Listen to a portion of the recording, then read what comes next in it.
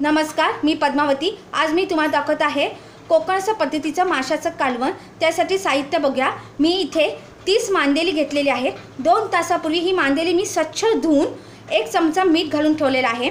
आता माशाच्या कालवणासाठी मसाला वाटण्याचं साहित्य दाखवते।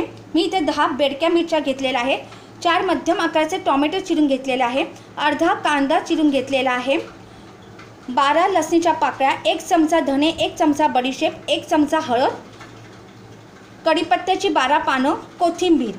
कढीपत्ता आणि कोथिंबीर हे ऑप्शनल आहे, तुम्ही नाही घेतला तरी चालेल, पण माशाच्या कालवणाची टेस्ट छान लागते म्हणून मी कढीपत्ता आणि कोथिंबीर घेतलेली आहे। 2 वाटी ओल्या नारळाचं खोबरं।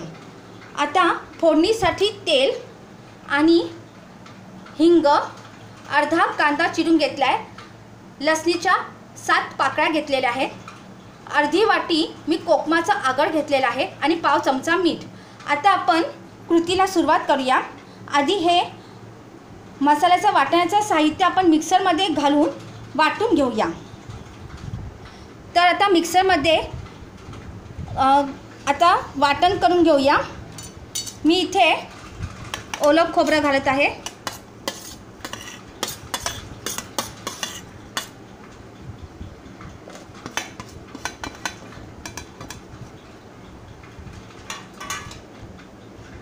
नंतर हळद,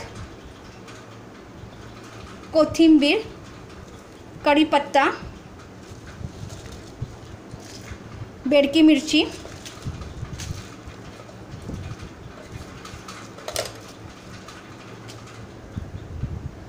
टोमॅटो,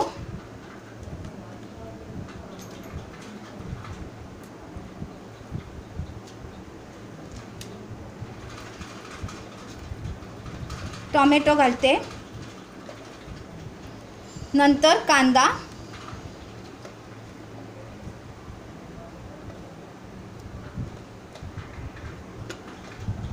लसणीच्या पाकळ्या,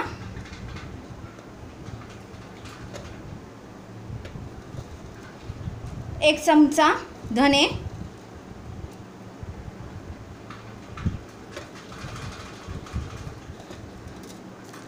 बडीशेप 1 चमचा, बडीशेप 1 चमचा। आता ह्याचं आपण मिक्सरमध्ये बारीक वाटून घेऊया। चटणी हे बघा, मी छान मिक्सरमध्ये चटणी वाटून घेतलेली आहे। आता आपण गॅसवर टोप ठेवूया गरम करत। आता इथे मी गॅसवर टोप गरम करत ठेवलेला आहे आणि गरमही झालेला आहे। आता 4 चमचे मी तेल घालत आहे।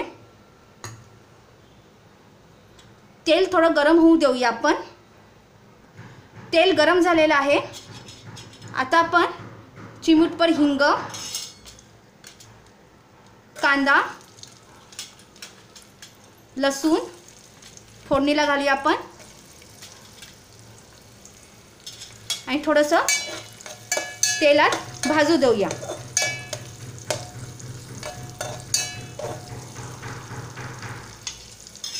तेलात 2 मिनिटं भाजू देऊया।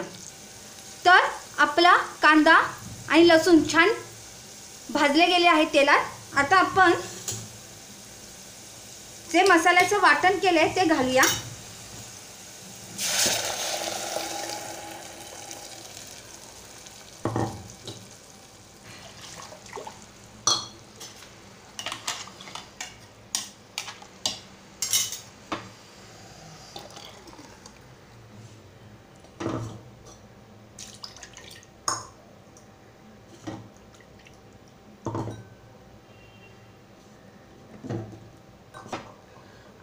आता इथे आपण मसाल्याचं वाटण घातलेलं आहे।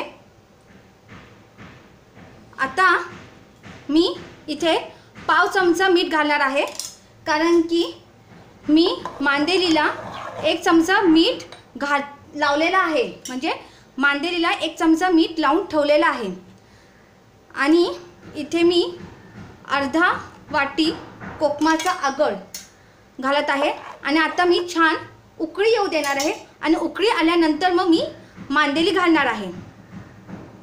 आणि मीठ मी पाव चमचा घातलं या रश्श्यामध्ये, कारण की मी मांदेलीला 1 चमचा मीठ ऑलरेडी 2 तासापूर्वी लावून ठेवलेलं आहे, म्हणून मीठ कमीच घालायचं.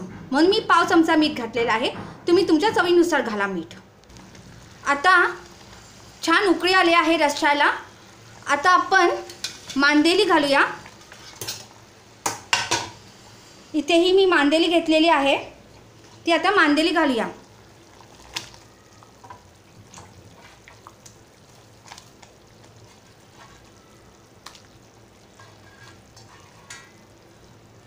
आणि 10 मिनटं थांबूया मांदेली शिजेपर्यंत.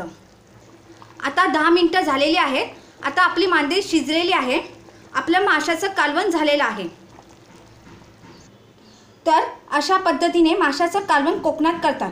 तुम्ही कुठच्याही माशाचं कालवण करण्याची पद्धत ही एकच असते. म्हणजे मसाल्याचं वाटण कुठच्याही माशासाठी एकच आहे. आणि फोडणीला सुद्धा जे मी दाखवलं रस्सा करतात ते कोणत्याही माशासाठी कोकणामध्ये पद्धत ही एकच आहे.